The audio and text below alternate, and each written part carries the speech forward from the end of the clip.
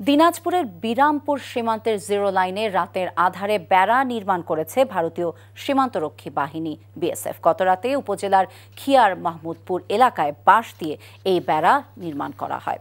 স্থানীয় জনপ্রতিনিধিরা জানান, খিয়ার মাহমুদপুর সীমান্তের পিলার থেকে 10 গজ ভারত অংশে বিএসএফ সদস্যরা আধা কিলোমিটার বাঁশ দিয়ে বেড়া নির্মাণ করে।